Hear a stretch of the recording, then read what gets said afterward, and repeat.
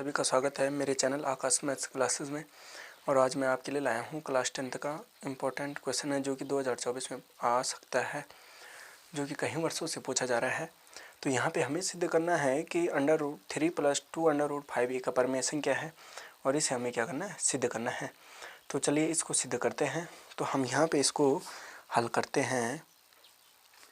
तो हल करने से पहले हम एक चीज़ देख लेते हैं कि परिमेय संख्या और अपरिमेय संख्या में अंतर होता है। ठीक है, दोनों में एक अंतर है, कॉमन सा है कि परिमेय संख्या जिन्हें हम P/Q के रूप में लिख सकते हैं, सिंपल सी बात है, बट्टे के रूप में, और अपरिमेय संख्या है जिन्हें हम P/Q के रूप में नहीं लिख सकते हैं। और जो परिमेय संख्या होती है रेशनल नंबर्स होते हैं और इरेशनल नंबर्स होते हैं। तो रेशनल नंबर क्या होते हैं, P/Q के रूप में लिखे जाते हैं और Q बराबर नहीं होता है 0।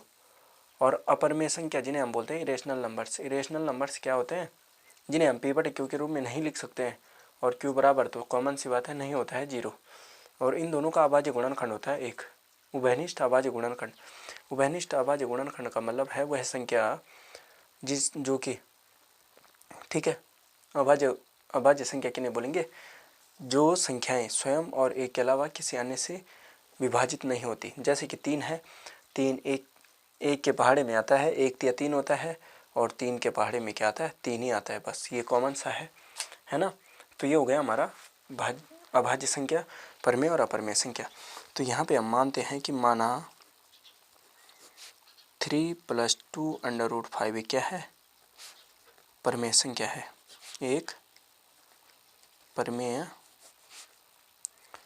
परिमेय संख्या है।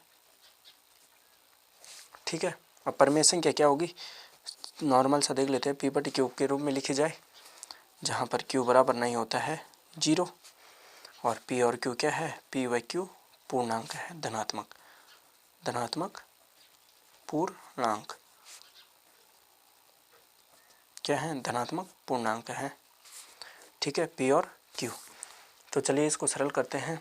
तो 3 + 2 √5 ये हमें सिद्ध करना है, बराबर है P/Q के रूप में। ठीक है, तो यहाँ पे हमारा बटे हो गया 1। तो ये क्या हो जाएगा, ये हो जाएगा हमारे पास P बराबर कितना हो जाएगा, P/Q। अब इसको पहले हम पक्षांतरित कर देते हैं कि 2 + 2 √5 इक्वस टू कितना हो जाएगा, PQ - 3। ये पक्षांतर होगा वहाँ पे। ठीक है, बटे में दोनों का रहेगा 1, है ना। ठीक है, बटे में रहा दोनों का 1। तो फिर एक और करते हैं, इसका फिर पक्षांतर करते हैं। तो यहाँ पे हो जाएगा हमारे पास कि 2 चला जाएगा यहाँ पे बटे में और 1 आ जाएगा इधर। ठीक है, तो यहाँ पे P/Q हो जाएगा P/Q -3/2 बराबर हो जाएगा √5। ठीक है, अब √5 है तो यहाँ पे जब हमारे पास होगा, हमारे पास क्या होगा कि P/Q -3/2 ये पद है जो हमारे पास, हम क्या लिख देंगे कि छोटा सा ब्रैकेट में कि P/Q -3/2। यहाँ पे क्योंकि P/Q के रूप में है तो यह एक परिमेय संख्या है, परिमेय संख्या है। ठीक है, इतना हो जाएगा, ये एक क्या है, परिमेय संख्या है।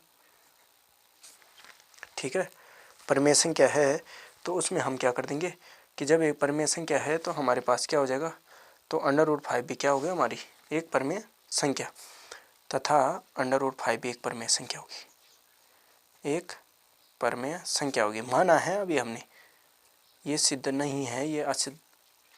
ठीक है, सिद्ध कर रहे हैं, एक परिमेय संख्या है मानने के लिए। ठीक है, तो तब हम क्या करते हैं कि √5 एक अपरिमेय संख्या है, आपको पता है कि क्या लिख देंगे, √5 एक अपरिमेय संख्या है, अपरिमेय संख्या है।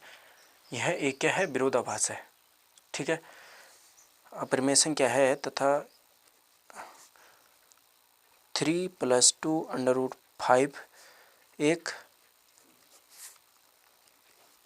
परिमेय संख्या है, यह एक विरोधाभास है, यह एक विरोधाभास है। ठीक है, यह क्या है, एक विरोधाभास है। तो हम क्या लिख देंगे कि तथा अंडर रूट 3 + 2√5 एक अपरिमेय संख्या है। ठीक है, यहाँ पे हमने माना कि परिमेय संख्या क्या होती है, माना हमने कि 3 + 2√5 एक क्या है, परिमेय संख्या है। तो P/Q के रूप में लिखा जाता है जिनके और Q बराबर नहीं होता है 0, और जहाँ पर PQ क्या है, धनात्मक पूर्णांक है। तो 3 + 2√5/1 = P/Q हो जाएगा। तो ये इसका पक्षांतर करेंगे तो 3 यहाँ पे चला जाएगा, पक्षांतर करने पर प्लस का माइनस हो जाएगा, क्योंकि किसी भी संख्या के सम्मुख धनात्मक चिन्ह होता है आगे, तो ये धनात्मक चिन्ह यहाँ गया। फिर पक्षांतर किया तो क्या हो जाएगा, बट्टे में आ जाएगा हमारा 2 और √5 हो जाएगा।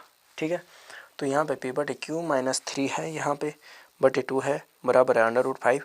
तो यहाँ पे दोनों में अंतर हो जाएगा। तो यहाँ पे हम क्या लिख देंगे कि P/Q -3/2 तो एक परिमेय संख्या है, लेकिन उसके साथ √5 एक परिमेय संख्या होगी, क्योंकि इसी का भाग है ना। तो यहाँ पे हमने एक विरोधाभास था, हमने माना था कि यहाँ पे एक परिमेय संख्या है, लेकिन आपको पता है कि √5 एक परिमेय संख्या नहीं है, अपरिमेय है। तो यहाँ पे हमारा एक विरोधाभास होगा कि विरोधाभास था कि 3 + 2√5 एक परिमेय संख्या है, अतः ये विरोधाभास है। और हमारे पास क्या हो जाएगा कि 3 + 2√5 एक अपरिमेय संख्या है। ठीक है, और अपरिमेय संख्या क्या होती है, जिन्हें P/Q के रूप में नहीं लिखा जा सकता, और Q बराबर नहीं होता है 0। ठीक है, Q बराबर नहीं होता है 0। तो चलिए बच्चों, आज के लिए बस इतना ही इस प्रश्न में, और इस प्रश्न को अवश्य देख लेना, ये महत्वपूर्ण प्रश्नों में से एक है।